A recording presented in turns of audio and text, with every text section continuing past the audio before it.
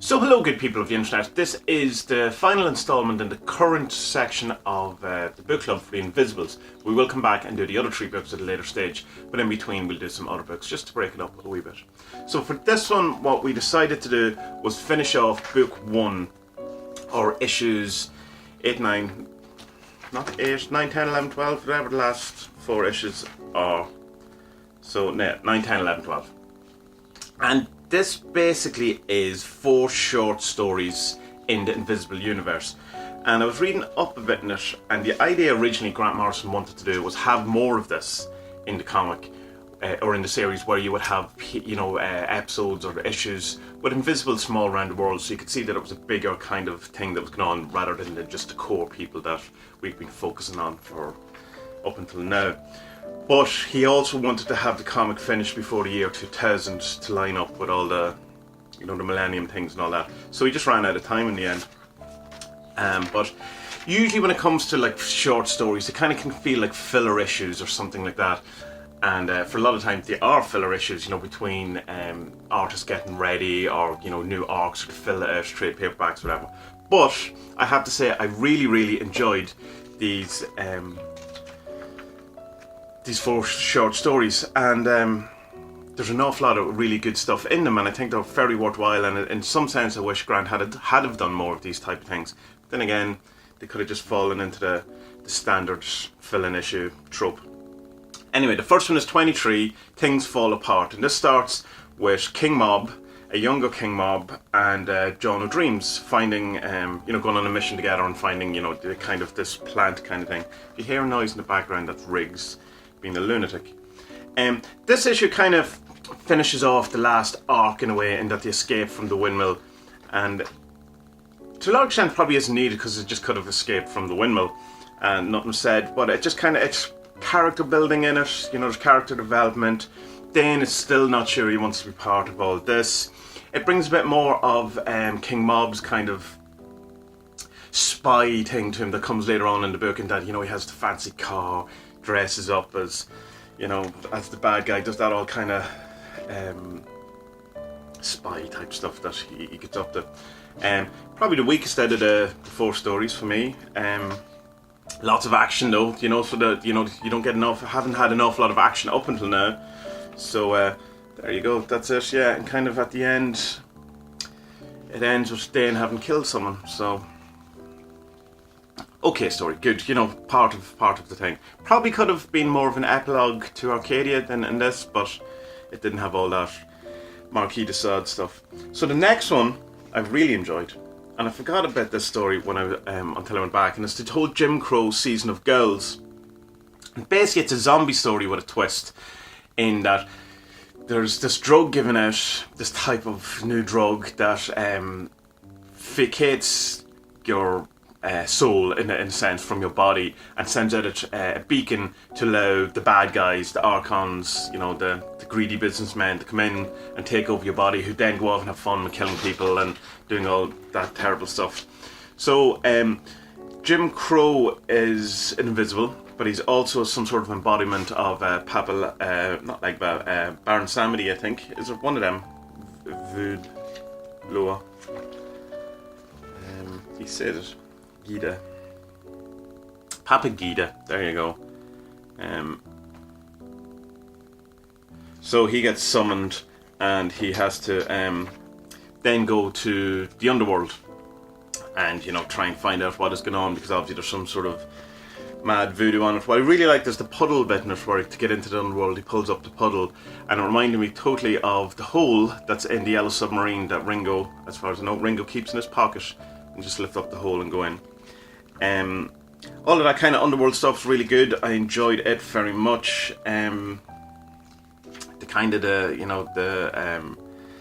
these glasses that virtual reality you into other people. There's some good ideas. I kind of probably feel a bit quaint now, but this is a while back. The insect god, it's cool. don't want to go too much into it in case you haven't read it as yet. And the ending is appropriate, in the way, the cop just, just lets things happen. That's another trope, but it fits it. So then the next one is royal monsters, and this is about the invisible agent who's been made a butler in the bad guy's house and has been embedded in it for a long while, and part of his job is that he has to feed this moon child who was meant to be the first kind of demon-y human hybrid thing that was going to be king of the world or something, that kind of stuff. Very Crowley type fare, but an awful lot of like how the upper classes are like a completely different type of person than the lower class, the main thing, and how to feud the world and how to like basically do vermin and all this kind of thing. Again, bit of a trope, probably true, bit of a trope though. But the thing is that he's he's in, and they're tricking him in a kind of a way, spoilers, and bring in his daughter, who incidentally has been in the story before. She is the girl who warns Dane of Tom O'Bedlam way back in issue 2 or whatever, and which means one of two things.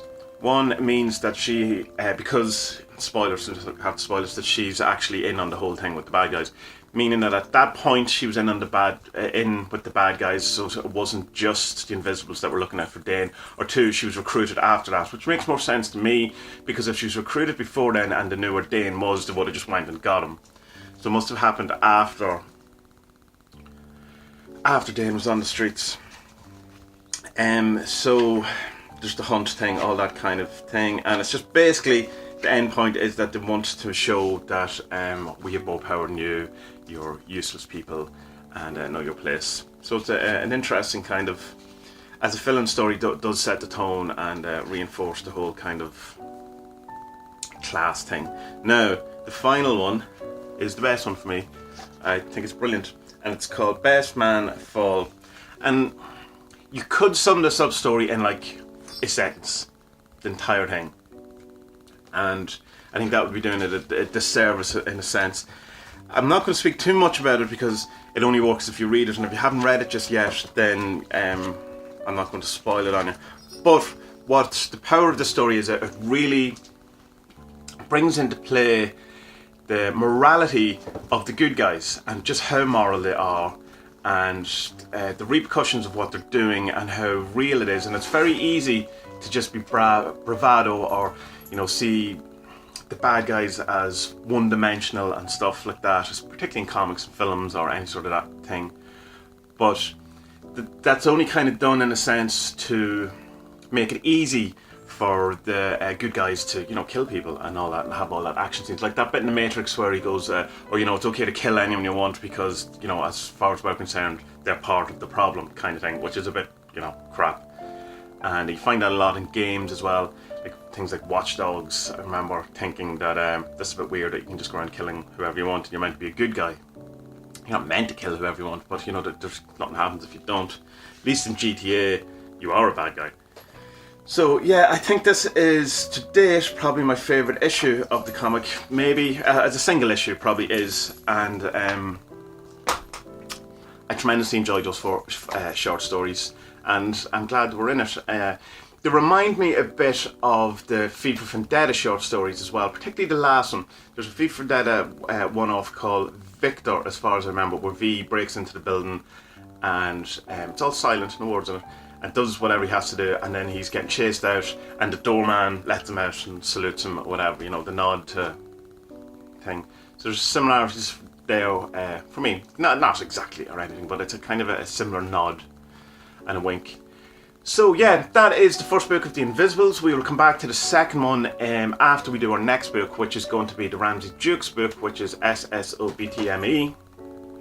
And that'll be up in about 2 weeks, maybe 2.5 weeks, depending on how quick people can get the book together. So, good people of the internet, what I want to know is, what did you think of the last 4 issues of Volume 1 of The Invisibles? Did you enjoy the short story format? Did you see anything that I possibly missed in the different kind of interactions or throwbacks in the way we had the butler's daughter was also in the comic earlier, or other stuff like that? What did you think of things like that? What did you think of Last Man Fall and that whole idea of trying to say things without spoiling it? What did you think of that story? What was your thoughts? What did you think of Jim Crow and that whole underworld thing and the voodoo kind of aspect to all of that? And what did you think of the chance that we could have had a number of other issues like this, which was just focusing on individual invisibles around the world. And yeah, good people of the internet, be well.